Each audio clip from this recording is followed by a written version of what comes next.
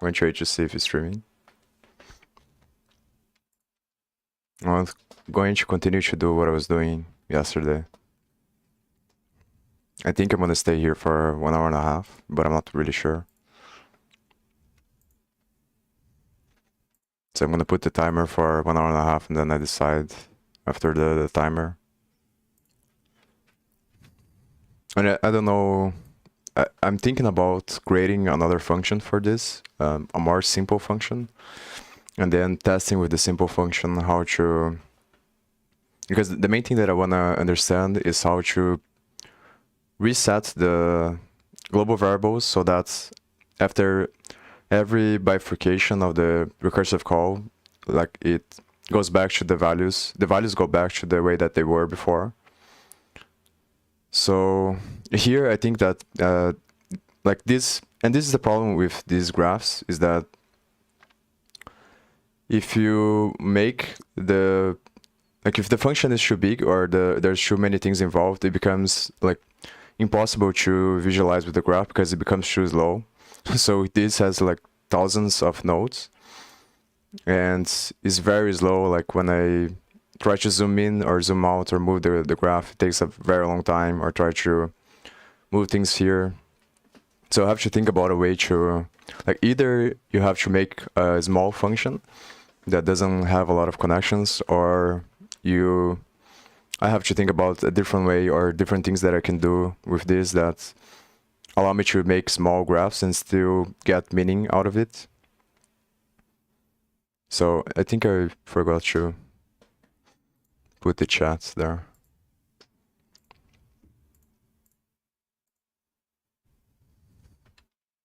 I'm gonna put some music for myself as well.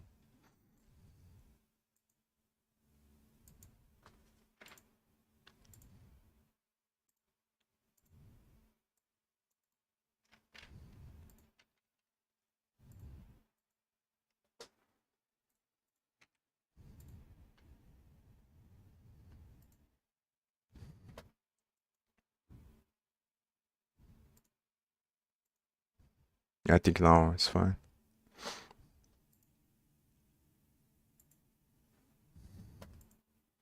So the reason why there's these many nodes, I think, is because actually I did this yesterday, where I removed this part here from the f, because it's the same thing that I was the same mistake I was making with the other return statement, that I'm subtracting when there isn't, like when the action doesn't increase the size of the pot. So this makes the function a lot bigger, but I think I analyzed just with subtracting on this part, and I think it doesn't work as well. So I think I'm gonna do that now, and then I'm gonna analyze that part, and then I think I'm gonna create another file that has a simpler function, so that I can think about how to, like, what is the logic to update the global variable so that at each point of the bifurcation I can have the same values that I had before. And it's tricky because I want to make it in a way that it's like, I don't want to have to keep track of all of the values every time there's a recursive call. That's the problem, because then it becomes too, I think I'm gonna spend too much memory, and it's gonna become too slow. So like on the more complex cases, it's not gonna be practical, I think.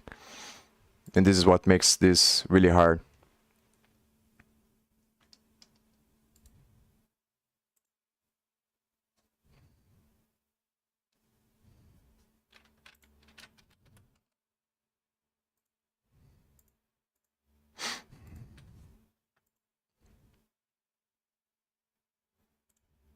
So when I make it like this, there's only 36 nodes.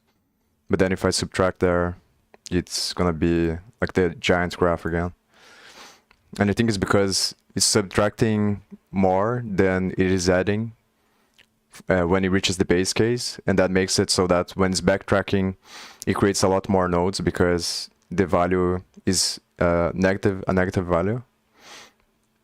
And I think I analyzed like by subtracting here as well, but I made the plot a lot bigger, which decreases the size of the actions. I think I might do that as well. after I analyze this one.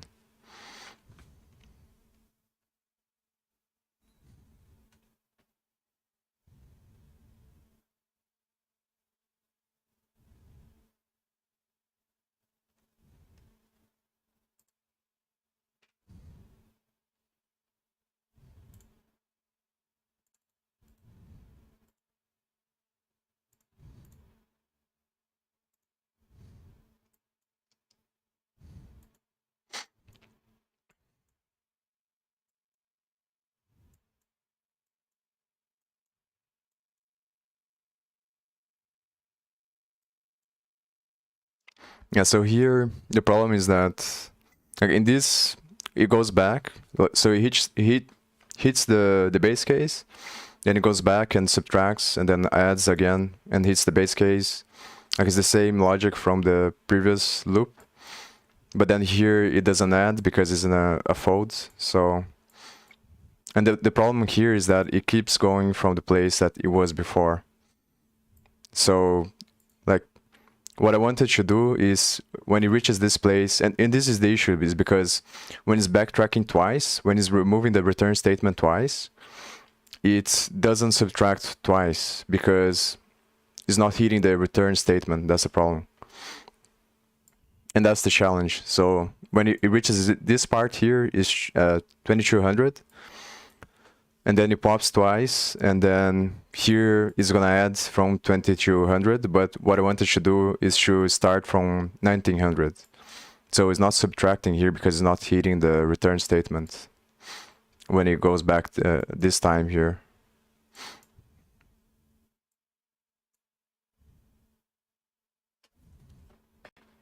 And then if I put the subtraction on the fold, then I think it would be 1900 because it's not adding and then it's subtracting, but I think the logic is not correct.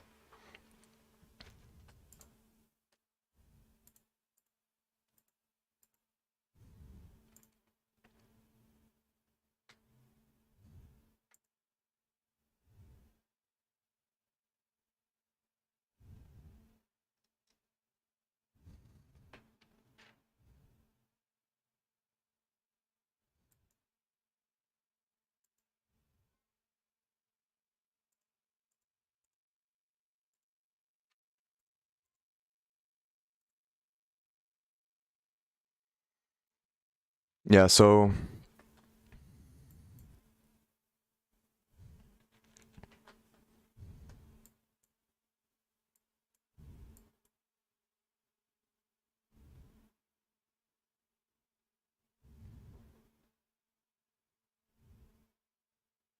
because I think that's it's hard for me to explain why I think that. Like I have an intuitive sense of like why it's wrong, but I'm not 100% sure the way that I'm thinking is correct. But I think that like the reason why subtracting on the F is not the correct way is because it's missing like the fundamental logic of the thing, where like what I wanted to do is to remove the values or update the values in proportion to the amount that is backtracking. But because like the only way to keep track of the backtracking, let's say, that it does, is by using something when it's going from the root case to the base case. Like on this path here, when it's going for the first time, I think I have to cache somehow the values here, so that later on I can use the cached values so that I create the tree from that point. But like the issue with this is that then like even if that's possible, then you have to keep track of all of the values, and that's the reason why I think it's impractical to do this way, because then like I can put these values on the dictionary, and then like the bigger the tree gets, like the more values I'm gonna have to keep track of, and the levels of the tree and all of that stuff, and it becomes too complex, I think.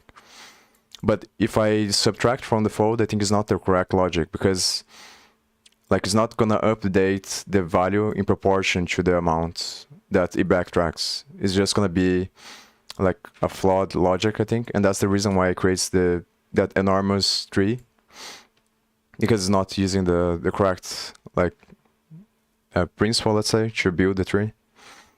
So the challenge is how to make it so that like what is the best way to keep track of the values the backtracking values. And the issue here, I think, is that like I don't understand the mechanism that it happens on the stack when it's backtracking.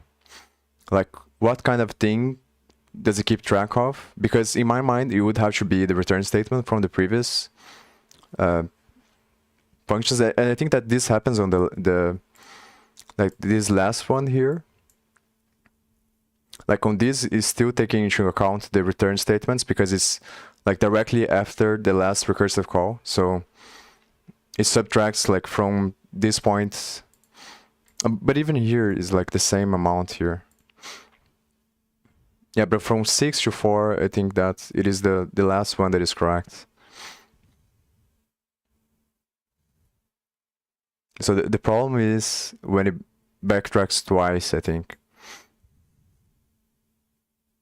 Because I think that it isn't a problem that these have the same value here because it is part of the logic. Like if this is a fold, then you're not increasing the size of the pot. So it is correct to have the same value between 7 and 4.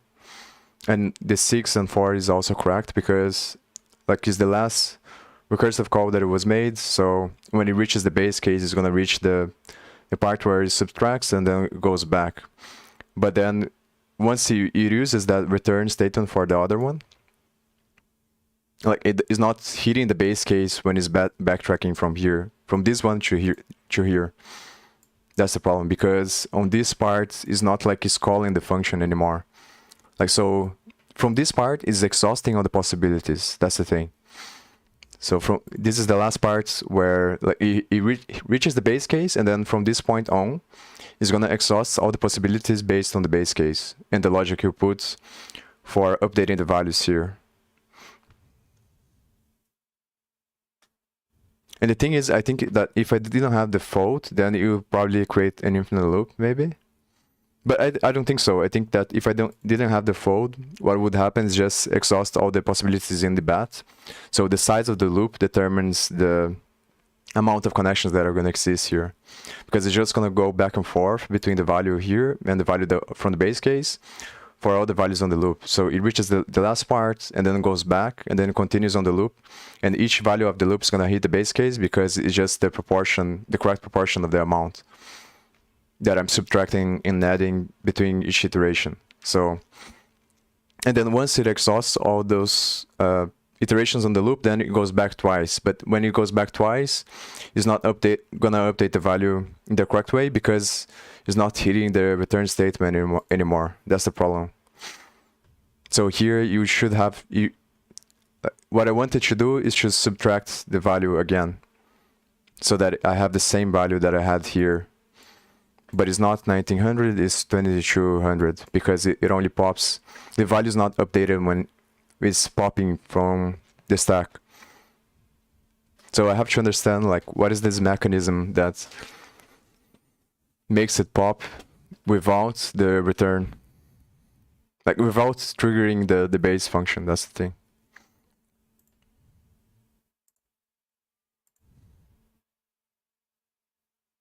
So I think I'm gonna try to debug here. Should run the debug and then try to think about it. And the problem is that maybe I can ask ChatGPT because it's gonna be hard to find videos or find information online because they're gonna talk about the mechanism of how the stack works, but they're not gonna explain. And this is the stuff. This is the reason why I'm trying to do this visualization because it's very hard to know or to understand like the mechanism that is going on under the hood when it backtracks twice, I think. Also, the whole flow of everything, I think, is very complex. Like depending on the recursive function, like it shows there on the visualization, you can have a recursive function that has thousands of nodes, and that's what you're thinking about in your mind. What you're trying to solve, so it's just too complicated to think about it, I think. Like you can kind of get the logic, but if you're trying to go over the execution in your mind, it becomes really hard. And it's very counterintuitive, I think. Even for the lead code problem that I did, like I think is in order traversal, because I don't understand really well like even like intuitively, I get the logic that first you go to the left, then you get the node, like you put the node in between, you add the node for the list in between going to the left and the right. So, but then I don't understand like what is the mechanism that is happening under the hood, because when you're calling recursively, it's gonna hit the bottom, the base case, and then it's going to start backtracking. And I think from that point, the first time that it backtracks, it starts going, like it continues the execution from that point. So it starts calling the function recursively because it adds the node and then starts calling the function recursively from that point because it hits the base case. But then, like in my mind, it should go all the way. But maybe that's the way that it works. Like it goes all the way to the bottom from the right. And then once it reaches the base case from the right, because there's stacks like interconnected between left and right, when it's backtracking, it's gonna add the left node and then the right node, and it's gonna do that all the way in the backtrack. But it's kind of like you have to think from the end of the problem instead of having to think from the beginning. This is why it's very confusing, I think.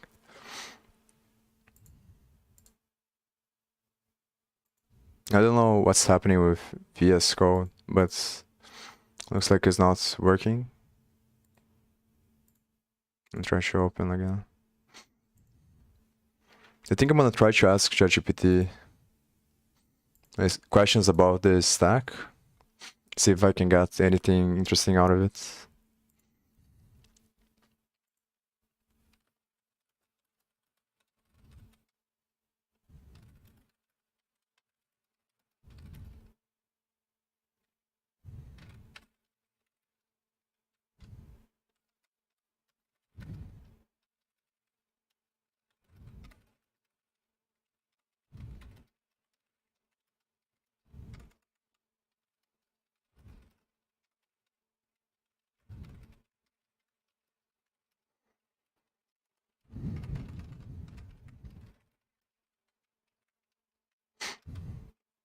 Oh, I spelled function wrong.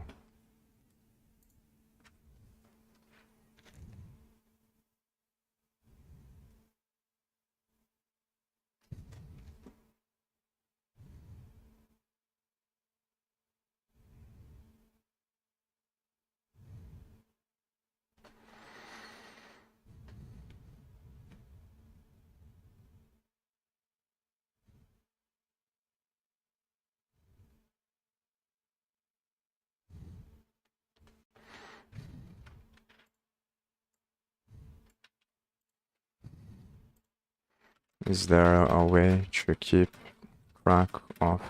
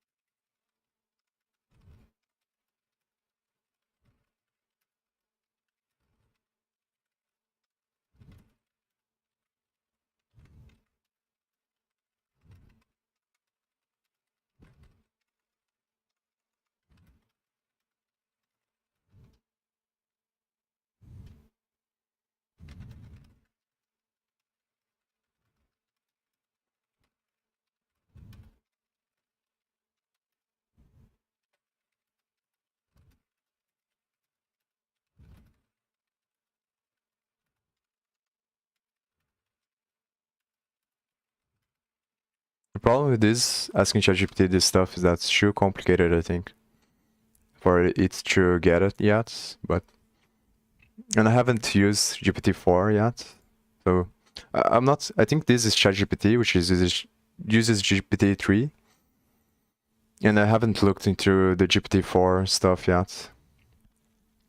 And I think that the best way to use GPT or any other AI system is not to rely completely on it to write all this stuff for you, because then, like, the biggest thing from coding is that it's your thinking. So I think that programming is just transforming a complex problem into a sequence of steps. And the way that you do that is by thinking about all of it's translating like the is learning how to create data structures, create geometry from data structures that are going to create an informational system that is going to solve a problem. I think that's what programming is. So when you use the AIs to just create the functions for you and you don't understand, or you're not improving your ability to think, then I think you become reliant on them. You become dependent on them. So, and there is this gap that happens where so far that AI is not powerful enough to, and this is the thing, is that until we don't have AGI, the AI is not going to be powerful enough to solve all the problems, and this is the gap that is closing. And then until that point, like, it's still like the last thing that is going to be useful is the ability to solve a complex problem through this process of creating creating geometry out of a data structure to create an informational field that solves a problem.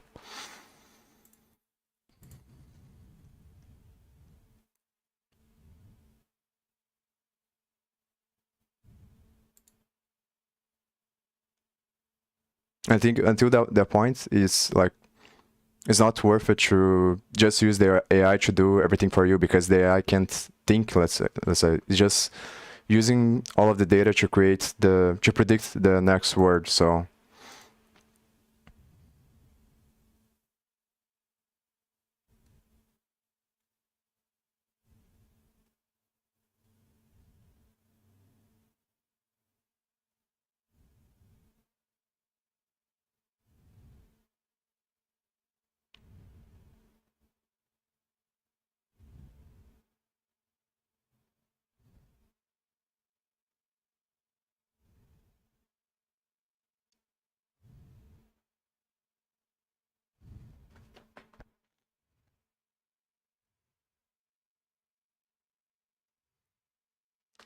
I think I'm gonna ask how to.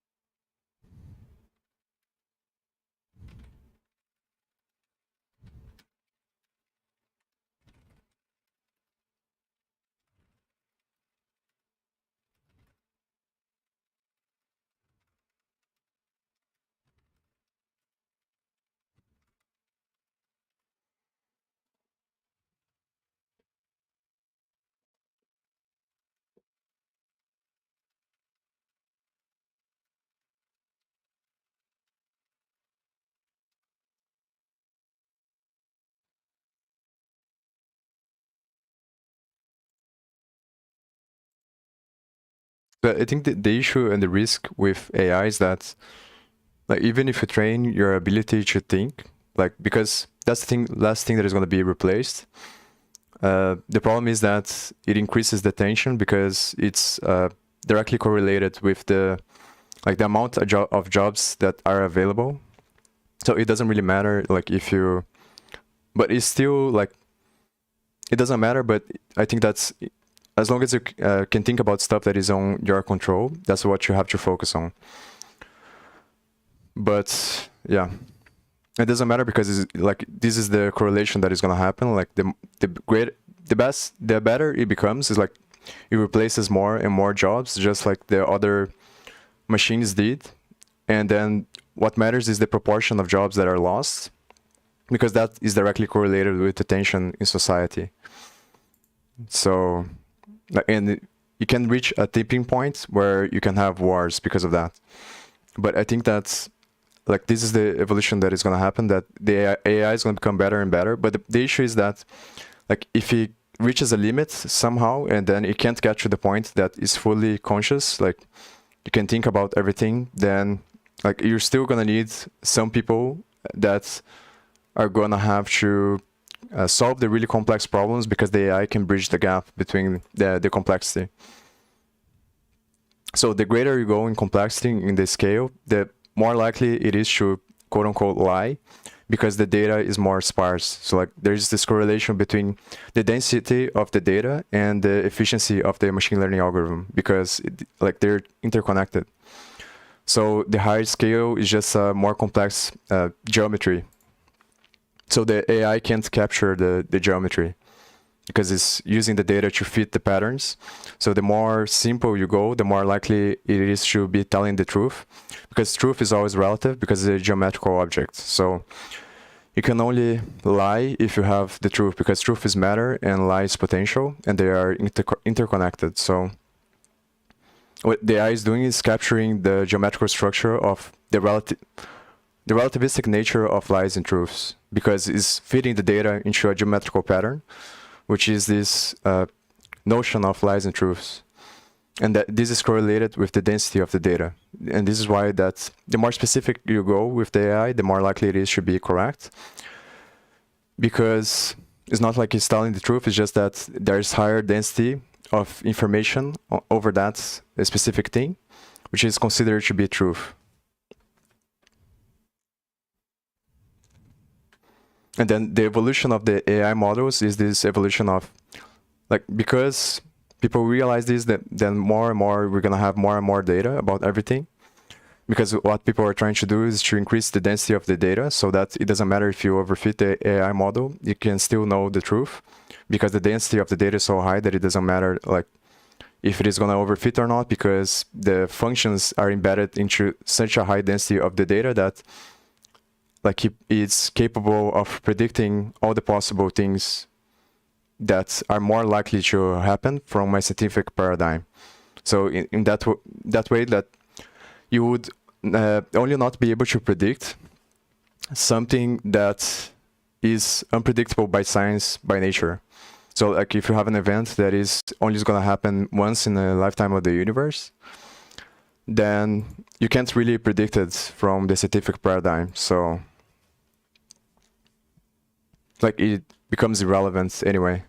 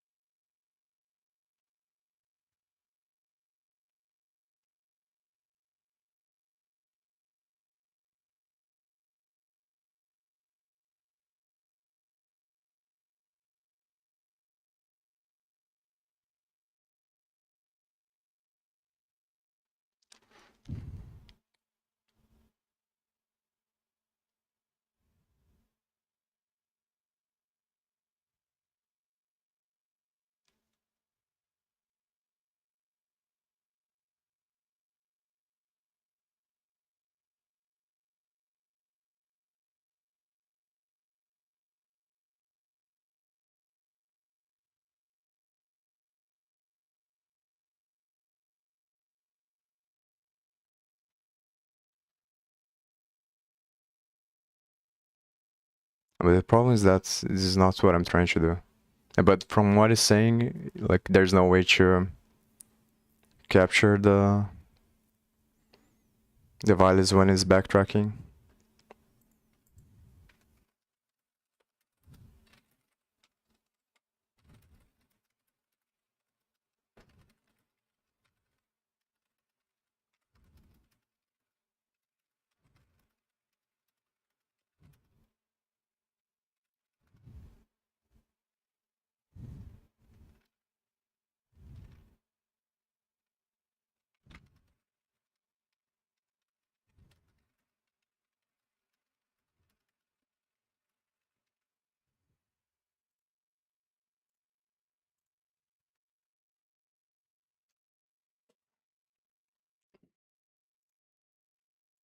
The problem with caching is the stuff that I talked about before, where it's gonna be too complex, I think. There's gonna be too much information that gonna have to keep track of at each thing. And then I'm gonna have to think about like how I'm gonna even do the logic for using the cached value to create the other sides, the other parts of the tree.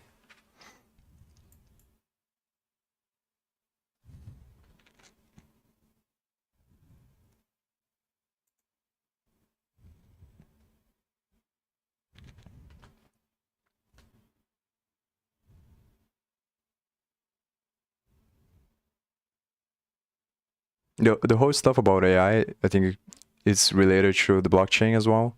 That's why I think that solving MEV is probably the way to get as close as possible to the Nash equilibrium of the general artificial intelligence, because the question of MEV, I think, is like MEV just is a consequence of order of transactions, which is the way that the information navigates through the network. So you have this relationship between AGI and the distribution of power, I think, and that's yeah, because it's all interconnected. So the way that you create the geometrical structure from what is considered to be truth, the informational system, is by the interaction between multiple different agents, I think. Because you can't have truth or any information if you don't have connection. So the geometrical structure of truths and lies, that is like kind of like the ranges in poker, which is a geometrical object in space-time that is determined by frequency of computation between different agents interacting with each other. That's how you get to the Nash equilibrium. You have different agents interacting with each other and trying to exploit each other in space-time, and that creates a frequency, which is a geometrical object of what is considered to be truths or lies, which is a computational mechanism. And that's how you arrive to the Nash equilibrium, I think. And it's always going to be relativistic because the game has infinite potential, and the rules are always relative to the observers, which would be physics and the scientific paradigm. But in poker, the rules are fixed. So, but even in poker, you can never get to an Nash equilibrium because it's always relativistic to the perspective of the players that are playing against each other, and because there's an infinite amount of bets. So what happens is that you can get close based on the principles, and I think that the principles are just the essence of the multifractal, that multifractal structure that creates the geometry of the differences in frequencies. So that becomes the principles, which would be analogous to the laws of physics. So like in poker, you have something like equity that determines how high you should bet, because the more advantage you have, the more polarized you want to be, because you want to put all the chips in the pot as fast as possible. So regardless of how are the differences in bet sizes, you can always follow that principle because it's a multifractal pattern that is going to determine the relativistic frequencies between different players, I think. And this is like would be analogous to the laws of physics, which are the rule sets that we navigate reality, which is just the reduction of this multifractal geometrical object into computation based on the interaction of different agents. So, and the blockchain is kind of like analogous to that, I think, which is a network of different agents interacting with each other, trying to exploit each other, which creates the sequence of transactions, which creates MEV. And then because they're all trying to exploit each other, it creates this game theory. And then from this game theory, I think that this is the evolution that is analogous to the Nash equilibrium of the distribution of power in social structures.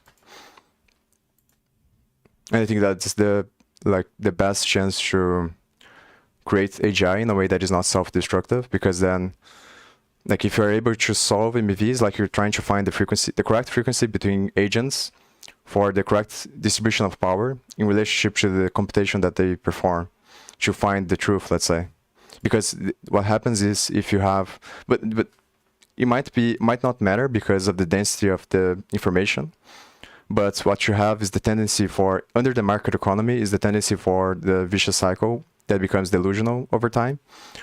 Because the tendency of the market economy is that one agent gains too much power, and then because it has this power, it can corrupt the laws of the game to its favor. So it goes out of alignment with the laws of physics because it's not bounded by them, because it's an abstraction. So the computation becomes a vicious cycle because the tendency is to a Pareto distribution, through exponential curve. So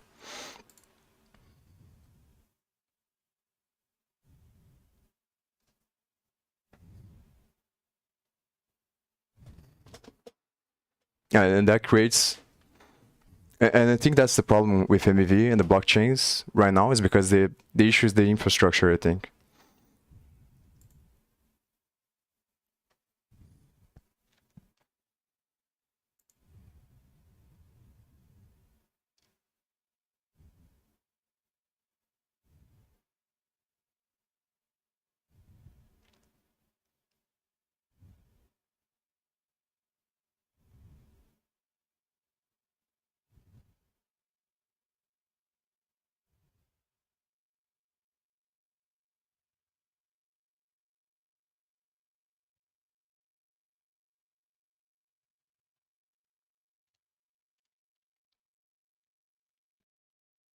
Maybe I'm thinking about this the wrong way as well. Maybe I should try to pass everything as a local variable, all the stuff that I'm gonna need.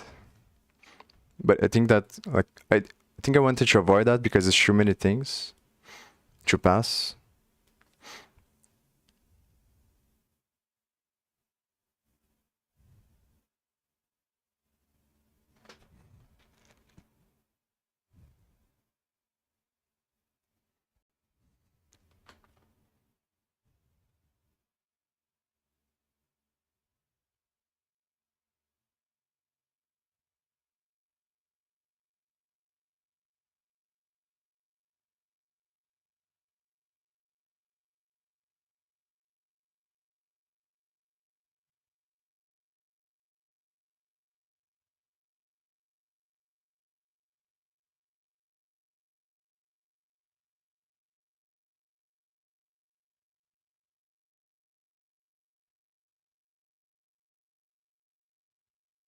And so it's still thinking about the stuff about the MEV, the blockchain, and AGI. And it's kind of hard for me to make the connection between, like, I think intuitively I kind of get it, but it's hard to, because the connection of the geometry of truths and lies and the blockchain, but I think that is connected. Like the way that the large language model works is by getting the data, and then it creates a geometrical structure that predicts the next word based on the data that it receives. And then I think that the issue with that is that the data is decentralized, or somewhat decentralized, because it comes from the whole internet, which is several different agents interacting with each other. So the data of the way that the large language model expresses itself is going to be like a reflection of the nature of the data that it receives, which is this interaction between different agents. And I think that the interaction between different agents is analogous to the way that poker works, where you have different players playing against each other, and they create a frequency of lies and truths that is connected to space-time. And that's the flow of information in the internet.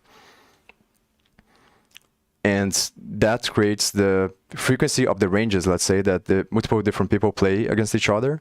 And that's what's considered as truth, because then people create on the collective consciousness the idea that the truth exists, because that's the way that the collective consciousness stabilizes itself through space-time, is creating the notion of morality and what truth is. And we do that through the scientific paradigm, which gets corrupted over time because of the vicious cycle of the market economy. So I think that's the issue, because then the frequencies of the ranges that it creates are not balanced in relationship to the fundamental structure of the universe, because it creates this vicious feedback loop system that is this asymmetrical relationship between different conscious agents in a social structure that creates the Pareto distribution over time, because the money is used to create this vicious cycle of behavior.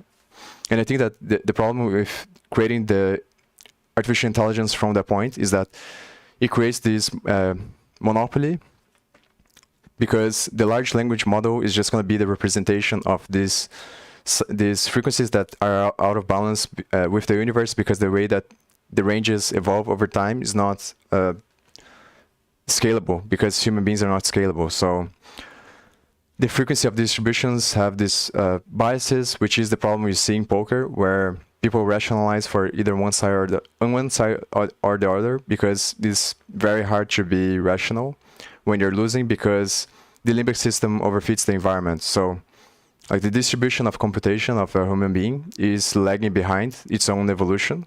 And I think that's what makes it grow, because that's what allows us to manipulate everything and dominate everything, is because the conscious is always creating stuff faster than the limbic system can update to it. So it creates this frequency, which is the relationship between the normal probabilistic distributions that create the genetic mutation, and because it's always going to be 50-50. Like, and this I think is a byproduct of the way that the nature works, where it's always 50% man and 50% woman, but then you have the Pareto distribution, which is the reproductive force, which is this selective force of nature. And this creates the wave function of transformation of the collective consciousness, which is related to the environment. So it creates this evolution where there's all selective pressure to compete, and that's the market economy.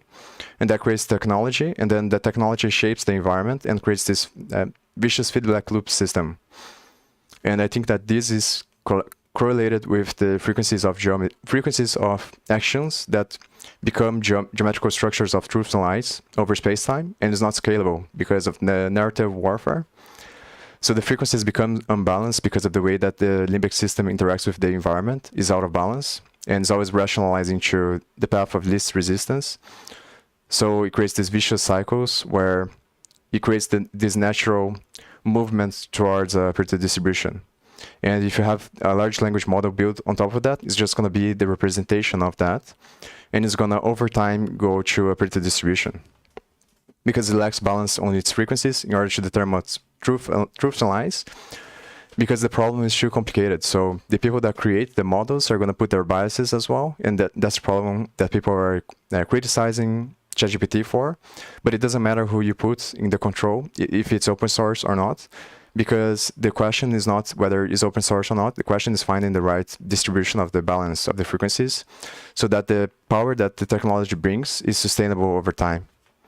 And I think that's the reason why it needs to be built on AGI, because the natural tendency is always going to be to either go the open source route or go through the monopoly route, because of this lack of balance of human beings, of being able to get the correct Nash equilibrium, which is the frequencies of lies and truths, that is a geometrical structure that is a byproduct of the interaction of the electromagnetic field with space-time. That's is a consequence of the interaction of multiple agents playing against each other, I think.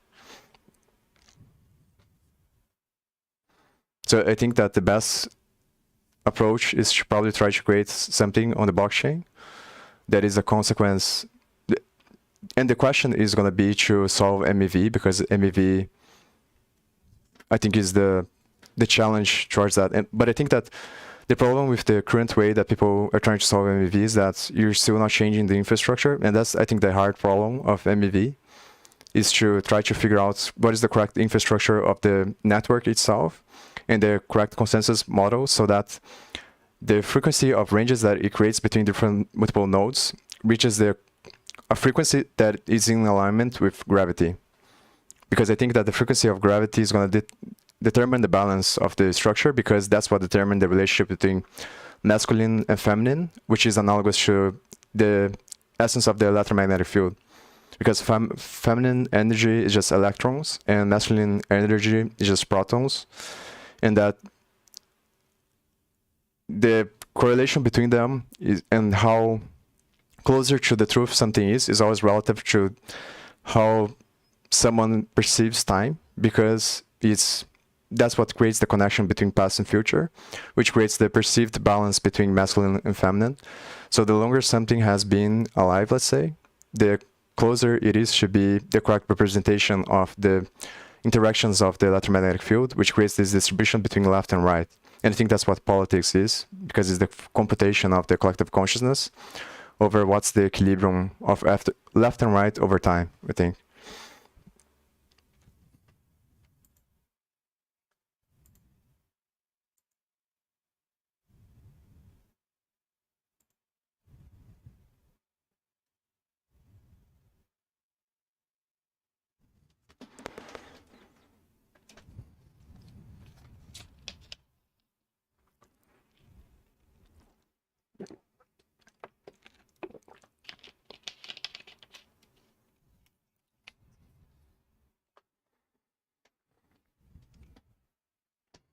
I think talking about this stuff helps me to think about these things, because like a lot of times I think about stuff, but then it feels like there's a missing connection. But I think that now I think it's more clear for me, like the whole thing about MEV.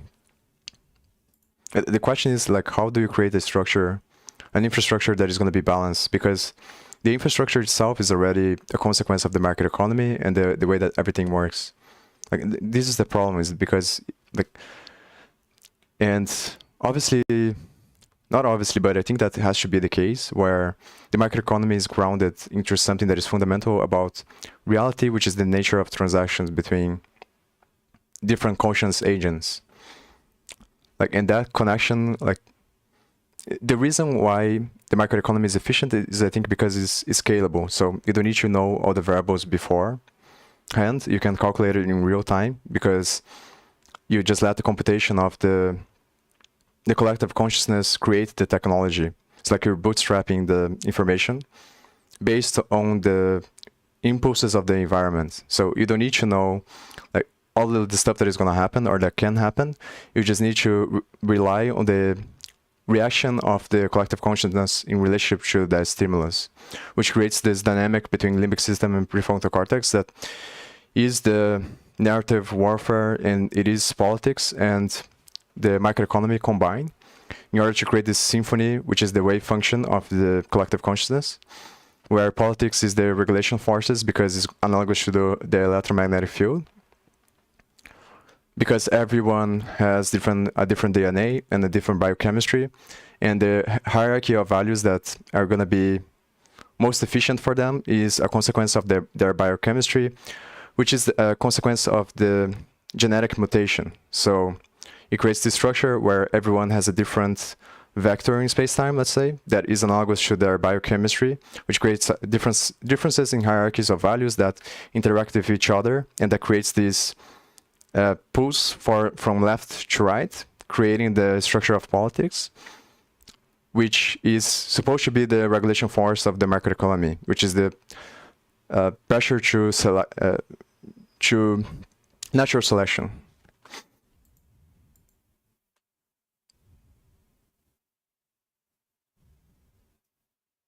So over time, what you have is something that creates the technology, and that is supposed to regulate the technology based on this movement between left and right. That is a consequence of the genetic distribution that creates the differences in biochemistry between everyone, which incentivizes a different behavior for everyone. So everyone is like acting selfishly, trying to maximize the amount of stuff they are going to get in relationship to what their limbic system is telling them to do, and all the parts of their body, because that's what that's what creates a space-time, I think.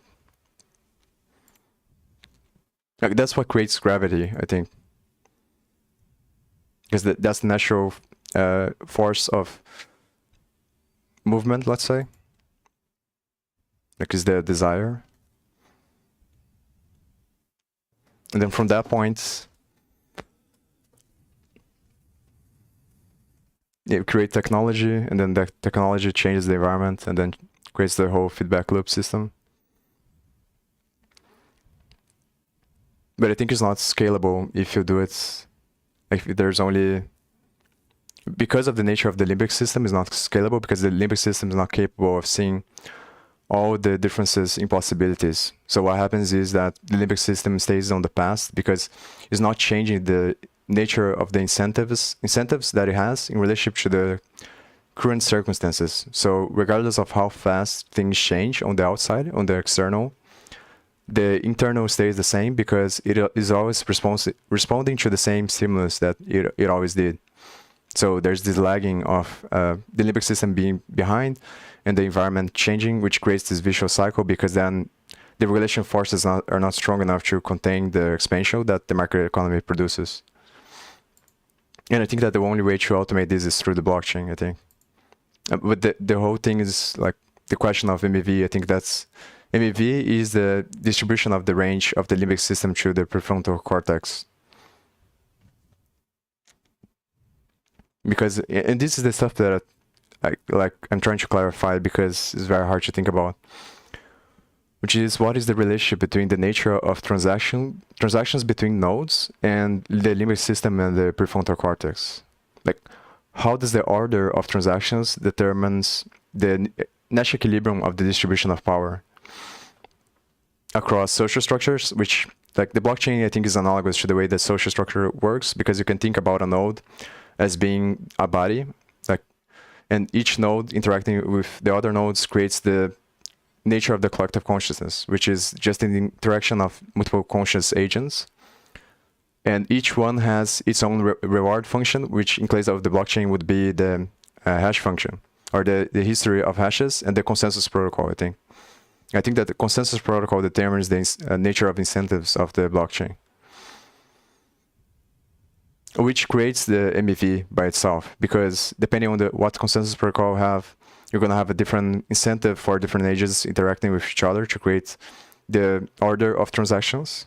So I think that's the connection, because the order of transactions is the hierarchical structure of values that social structure has, or a connection between a network of multiple different conscious agents, let's say, has, is the order of transactions, because it's saying pretty much what's more important.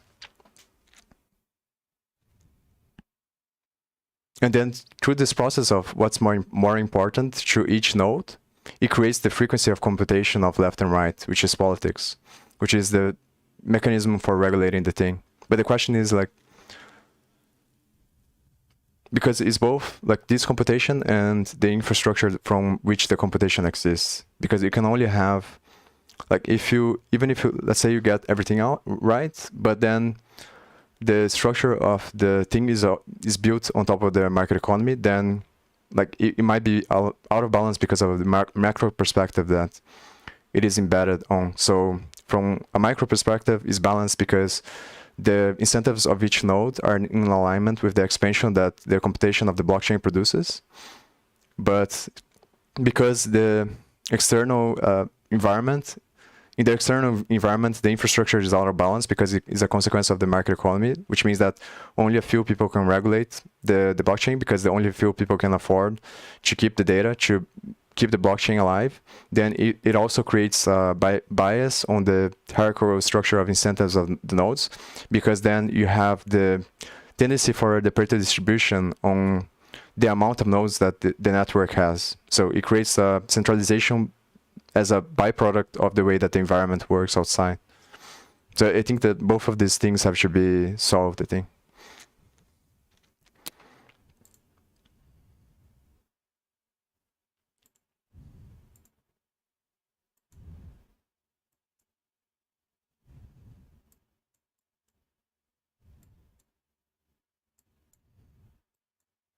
And I think I'm gonna have to think about a different way to do this stuff here. Like maybe a different algorithm, not use recursion, or use something else, like some nested for loops. Or maybe try to think about a way to not use global variables. That might be the problem.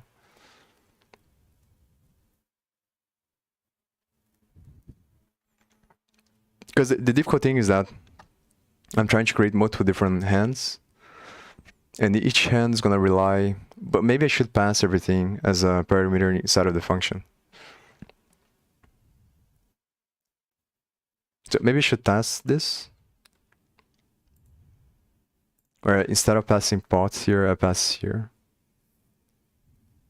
But then that's the problem. How would I update? Maybe I don't need to update if I pass here, because then when it returns, it's gonna return. Like, I'm gonna try to do that, I think.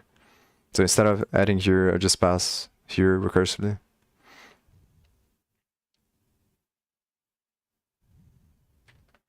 I think I'm gonna put at the end here.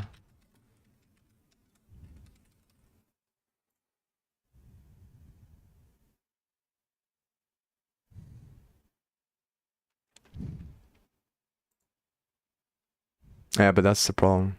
But I can do 2 different types of recursion.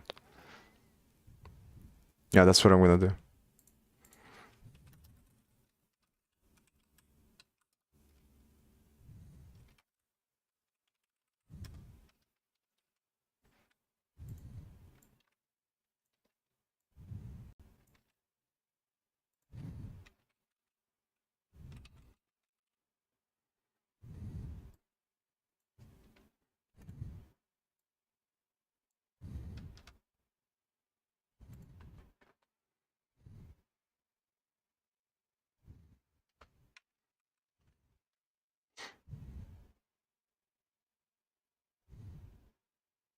Oh, scan up here.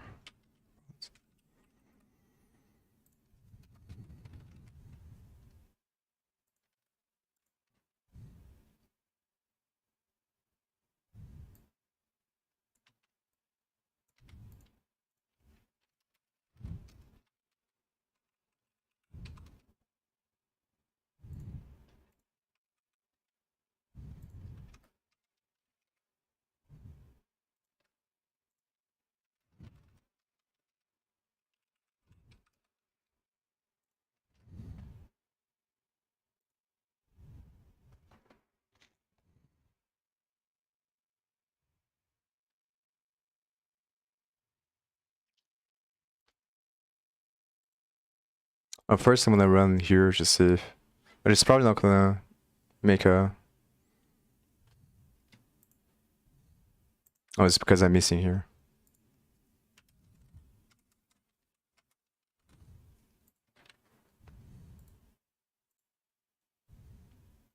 Maximum recursion depth.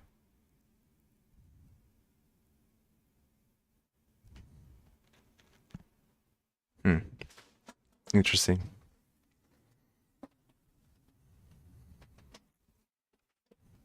I guess it's because of this thing here. That's the problem. Because then it never reaches the base case. Oh, but I think that's why I was thinking about the wrong way, because... Oh, but here, let's see. So if it goes here, it should go to the other player, and then this should go to the other one. But I think it should advance the loop each time that it's calling recursively, but maybe not.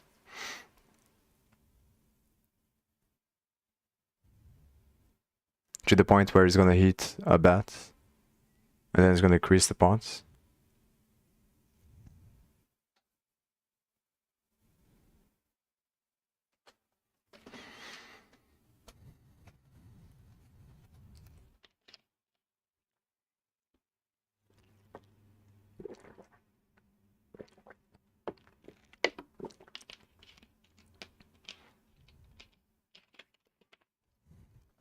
Yeah, so the question is why it's working here? It's not working. Like, why does it work when I have here and not when I pass here? I'm gonna try to debug this and try to step through to see what's happening.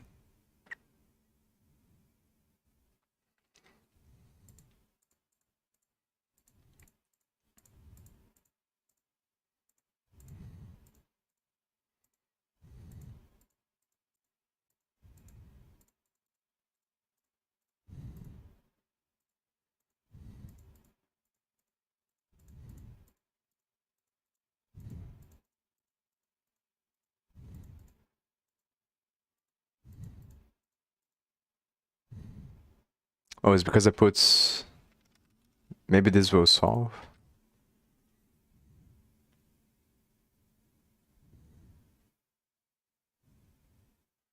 Yeah, but what happens if I have a situation where it's not gonna increase the pots? I should think about that.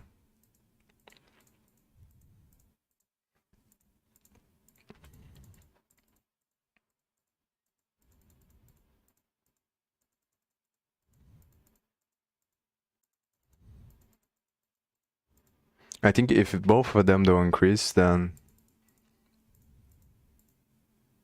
But let me think. Because the question is it going forward on the loop each time that it has? Each time that it calls itself recursively, or is staying on the same level on the loop?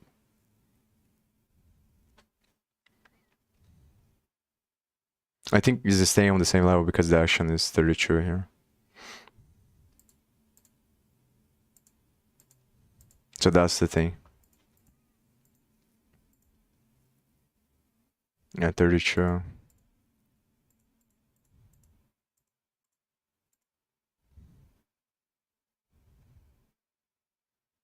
And why the action is 32 here? Oh, let me think.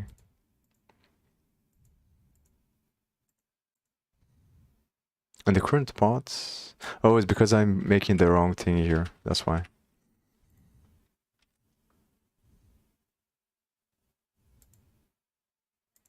But it's weird that it's saying that the action is always. So I guess. But it should go from 32 to 29 when it goes here. Oh, so I'm making the wrong thing here. Just realized that now. Huh. I'm using always the same bats. That's why. Interesting. And now it works.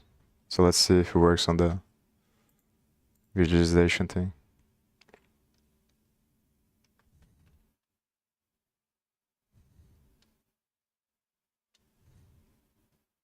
I have to put the value of the pots, but I don't have it here.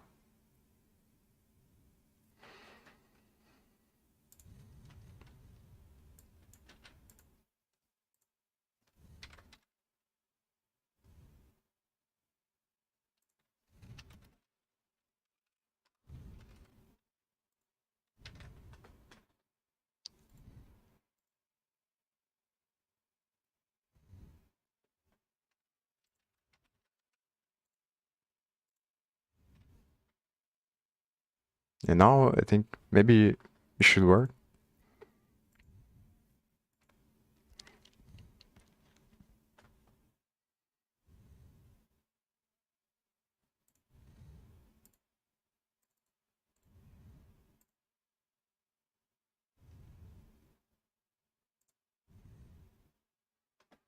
It's 500 nodes, so I think it's gonna be manageable. It's not gonna be too slow, I think, the graph. Well, the only problem with doing like this is that I'm gonna have to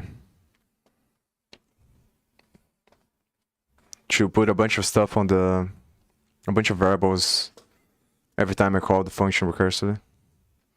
And the issue is that, but I think I can't get away with using less memory, because either way I'm gonna have to. Yeah, but if I had global variables, I think that's. I don't really know for sure what are the trade-offs there. Because I think that global variables make. I think it's the speed for memory. So global variables are slower because they are not stored in the same place, so it takes more time to update them. But then you use less memory because you have to update less times. I think that's the trade-off. And if I put a bunch of local variables, then it goes faster, but it uses more memory, I think. But I might be wrong about that.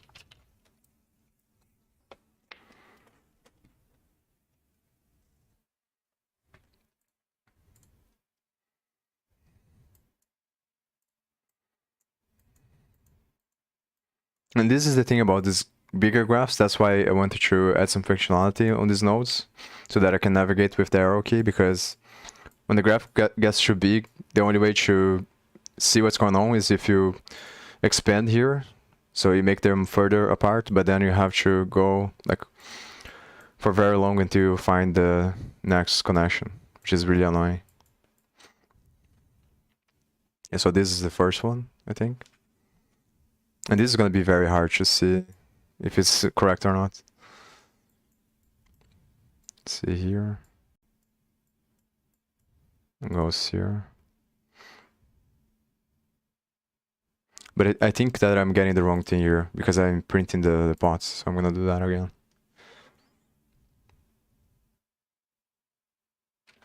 Let me think. Yep, I'm updating the pots. So I should use local var.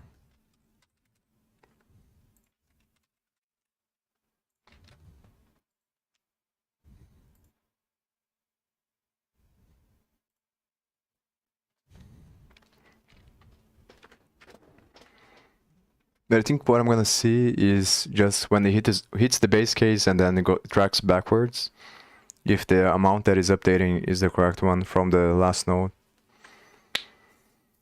So it should go to 2500 to the base case and then go back. And then on the case that it goes back twice to 1900, it should add from 1900 instead of adding from 2200. And the thing is that in this time I'm not decreasing the value, so that's the thing. But maybe because of the way that it backtracks, it is gonna use the same local variable that it had at the time. Maybe that's the difference.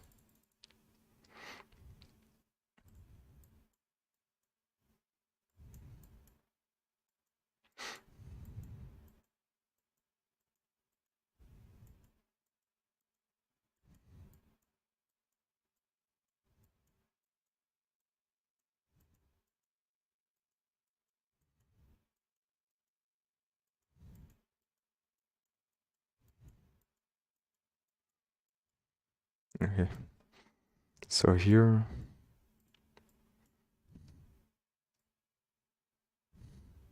four.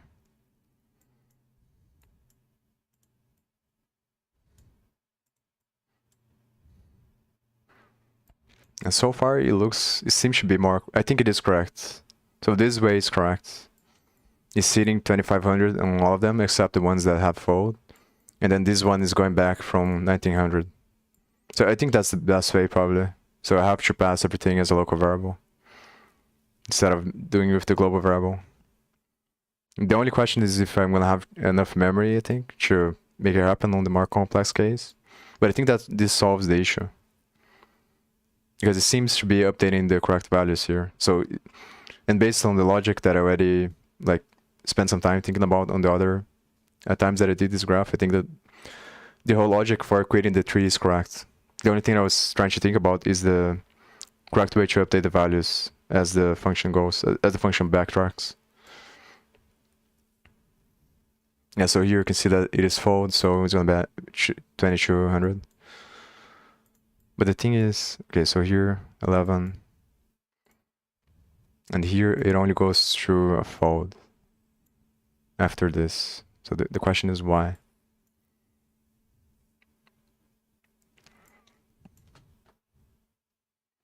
So it hits the base case, then it exhausts all the possibilities on the loop, then it tracks back twice and continues from the other loop.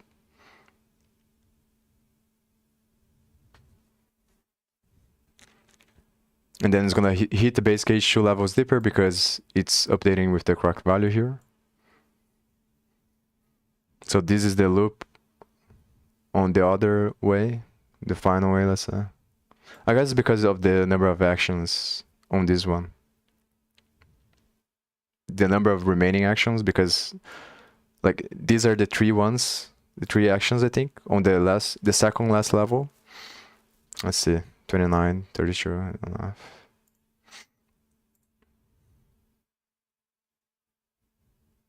At 29. Huh, 29, 32 and a half. Because it's going back and forth between them. Yeah, so I think, but it should go to 40.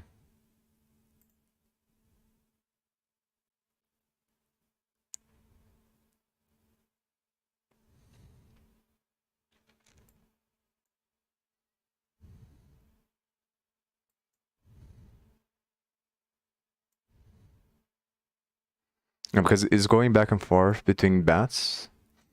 So it goes on the first loop, which is the first is 29, and then on the other iteration of the recursive call, it is 32, then it goes to 29 again. So it keeps going back and forth between the first option for each player until it hits the base case. Then, which is the stack depth. And then when it reaches the base case, it continues on the loop from that point to exhaust all the possibilities, which is what's doing here for the player. So this case started with 29 and then with 32. So it started with the villain and then it ends at 32, I think. Maybe it's messed up because of the way that I created. Because the first one is going to be, it starts with the hero, but I start with the hero, so the first action is the villain. So I think it's correct. And it ends with the hero here. So it's going back and forth, doing recursive calls, and getting the first action for each player inside of the recursive calls. So the first action on the loop for each recursive call, I think. And then it reaches this point. And then once it reaches this point, it gets to the base case. So this is the last bat for the villain, which is the first. And then it goes from that bat. So from 32, which is the villain, I think. No, the hero. So Yeah, the last action was the hero, and then it reaches the base case when it's on this array, and then it exhausts the last time for this, which is 29, 40, and F. And then it backtracks twice and goes back to this one, which is the villain, I think. Yeah, the villain. So now it's gonna exhaust the options for the hero, I think. So I think the reason why it is like this is because there are only 2 options left for the hero, because the 29 was already here, I think. No, the 32. Because the 32 was already taken into account at this part here, maybe. Yeah, it's this node here, I think. So because this is 32, the only other options for the loop, for the last loop on the hero, is this 2 here. So this takes into account the 32, which is this one, and then it backtracks twice and then goes back to finish the execution for this one, which is the 40. And then from this point, it exhausts the possibilities there, which are all the possible actions from the villain, I think, 29, 40, and fold, given this bat for the hero. And then it tracks back twice, and then it takes the last action for the hero, because it continues the iteration on the loop, which is the F, and this makes it return. This is why this only has 1 node, I think. So I think that the logic is correct here. And then it's going to backtrack twice again and go back to this point. And then from this, it's going to go back to the main one, I think. Or it goes back to this. Like the logic is the same, and then it creates the recursion, which creates the tree structure for all possible lines, I think.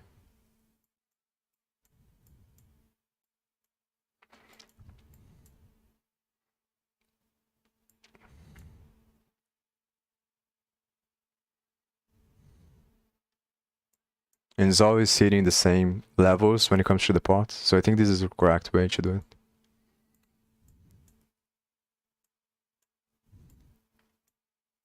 Yeah, so I think like this solves the question that I had, I think. So what I have to do on the other algorithm is to just, instead of creating these global variables on the class, I'm gonna have to pass everything to the function recursively. But the issue is, it gets annoying because it's a lot of variables. And I think that this one I can return. I can add to this one because this one is just a global thing. Okay, it doesn't depend on the...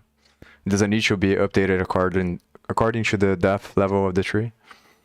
So I can keep this one on the class, and then the return statement, I just add the node ID to this one, because it's going to be all the unique paths for creating the tree. And the other ones then I pass with the function. But the issue here is this one, I think. So maybe there's still a problem. Because this one, the problem is that it alternates between, like, I need to keep one level deeper, let's say. Like, it needs to be an interval between the... But I guess if I update... Like, the thing is a thing of frequencies, I think. Because when you need something to be out of sync, let's say, with the recursive call, because the way that I'm thinking about recursive functions now is just a sine wave, sine or cosine wave. And that's the fundamental difference between recursion and a loop. And I think that this makes a lot of sense. So I think that this, like, the fast Fourier transform is fundamentally connected with this principle of the connection between a recursion and a normal for loop. And I think the difference is that the normal for loop is going to use some data structure that is kind of like an array, which is just a sequence of memory, and the recursive uses a stack.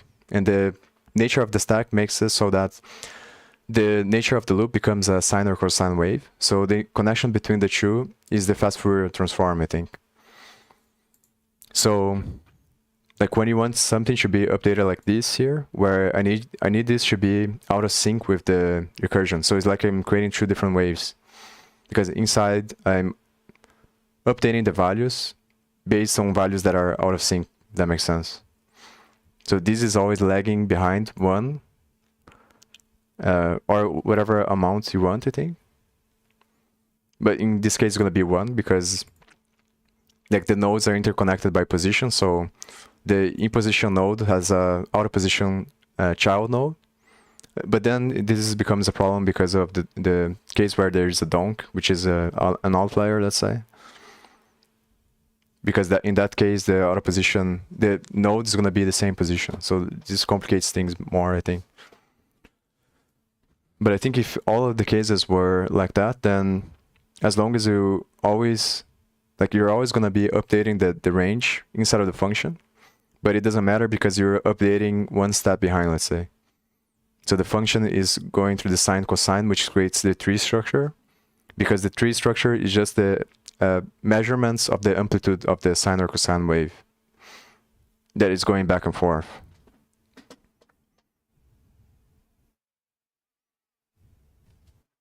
And it's analogous to the way that the stack works, because the stack works in the sine cosine wave thing. Because you're going to the base case and then you're tracking back and then you're going again. So this creates the sine cosine. And what creates the tree is the measurement, let's say, of the points where there is a recursive call, which creates the tree structure. So it's just another way to look at the same thing, I think. It's like it becomes a tree because that's the way that the sine or cosine wave, I don't know what's the right word to say, but the sine cosine wave is expressed, let's say, in space-time. If you get specific points of the thing, because it's not really like you're going, like you're only going from the left to right, for example. You're going from the left to right and then you're coming back. And then if you're only measuring the points where you're going back and forth, this creates and making connections between them, this creates the tree structure.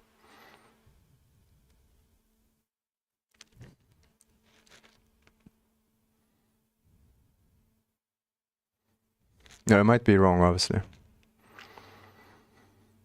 Yeah, but here, what I'm thinking is that I always pass I pass the ranges one step behind when I call the function. So if I call, yeah, but I need to update them both at the same time. But then, because at the beginning, that's the problem. At the beginning, there are going to be the pre-flop ranges. But I guess I can change that based on the first action that the hand has. So I can see what is going to be all the first responses for the other player, because it's going to start with the auto position player. And then the position has all possible actions that it can take based on the auto position player's actions. And then in the first time that it calls itself recursively, I can determine like how I can dictate the lag, let's say, that these ranges are going to have.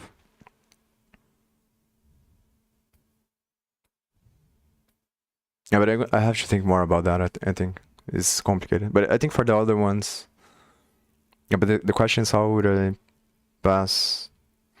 I think you just, before calling the function recursively, you pop the thing out of the variable.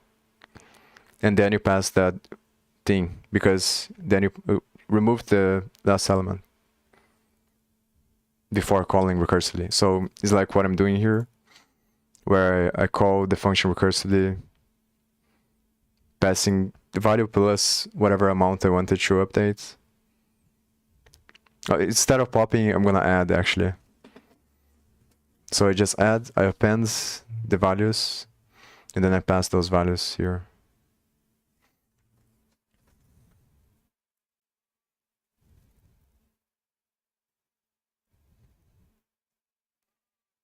Yeah, so it's the same logic, but then I'm just passing a bunch of values. And the only thing that is difficult is that this ranges here, because the ranges have to be out of sync with the function. So the auto position should be only updated on the interval.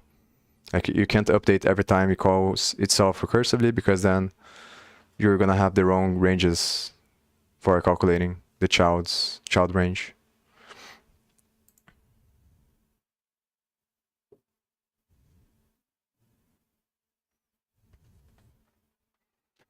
The thing about this recursive, the connection between recursive and the normal for loop or the normal cycle, like there must be a connection with the Lagrange interpolation as well, that I studied a while back, which I don't remember. I have to review that again, but I think it's just finding like the common function between multiple different functions by finding the points that like a point that is 0 on all the other ones, but is 1 on the specific function, or yeah, the cross is only one function between all the other ones, or something like that.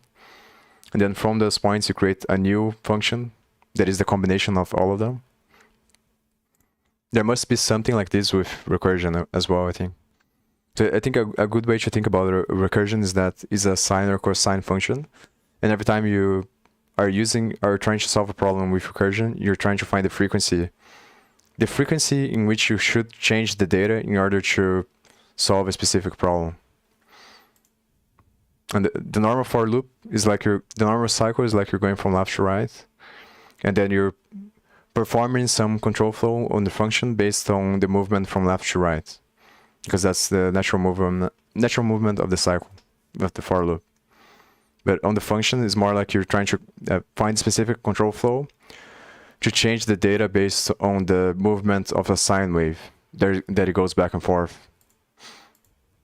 But I think I have to think more about this to see if it's really the correct way to think about it. I think I'm going to stop here. I'm going to think more about this off stream. And I might come back today, but probably not. Because I don't want to promise, because usually I promise, then I change my mind after. So I'm probably going to come back tomorrow to continue to do this stuff. And I think what I'm going to do now is I think I'm going to spend some time looking at this graph here, trying to see if, but I'm pretty sure that is correct now, the way that I should do it. I think it's the easiest way. There might be a way to do it with global variables that is better, but I think that I'm not going to spend time thinking about that. I think if I don't have enough memory, I'm just going to try to make the tree smaller by decreasing the amounts of bats, or by like finding some way to eliminate some lines, I think. So based on the frequency of the line, let's say, on how unique, I think I can cache the frequencies for the path on the recursion, and then I can dictate the size of the tree based on the frequencies of the nodes. So if I have a node that is going to happen, or a line that is going to happen very infrequently based on the nature of the tree, then I remove that path from being explored, and I just returned from that point earlier, let's say. But I think, yeah.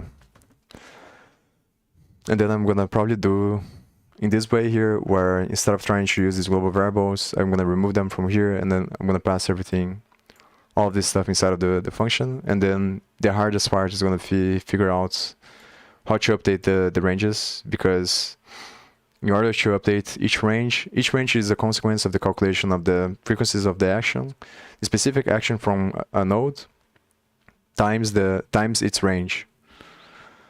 But then that's not going to be the range for the direct child. So let's say imposition has a certain hand for 50% of the time, and 25% of the time they bat with that hand.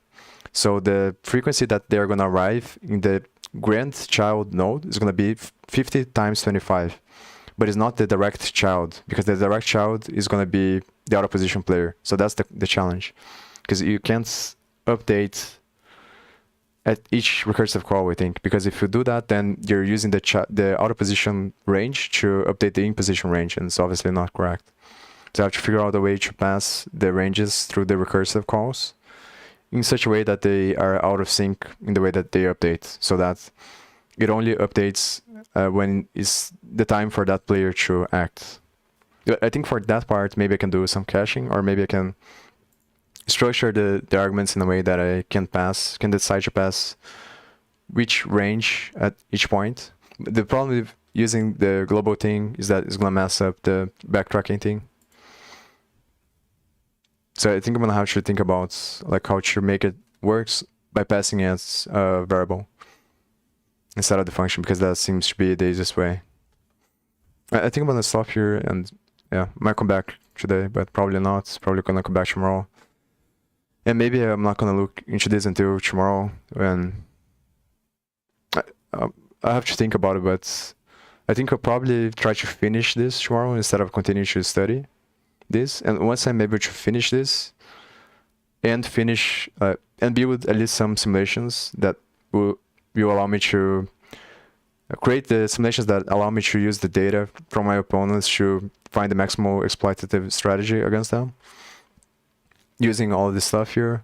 I think once I have that, and once I have a couple of simulations, then I can go back onto the other one, because then I can use the simulations that I already have to start training. It seems like a more efficient way to spend the time instead of doing the thing without having the simulations.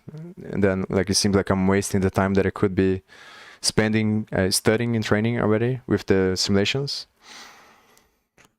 building the thing. So I think that the best thing to do is to come back to this now that I understand a little bit more how it works, and try to fix these functions with the correct way.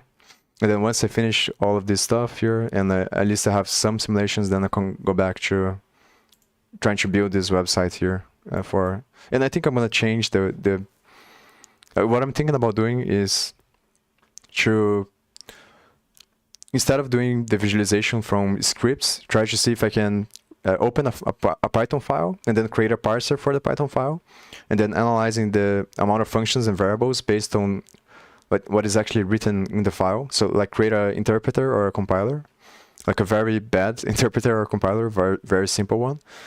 But then just so I can extract what each information contains in each file, and then I can create connections to try to create a structure of the software design of the files. I think that's going to be more efficient, because then the likelihood that I will create very big graphs is very small, because then like there is a limit in the amount of functions and amount of stuff that each file has, and there's a limit in the amount of files that each project has.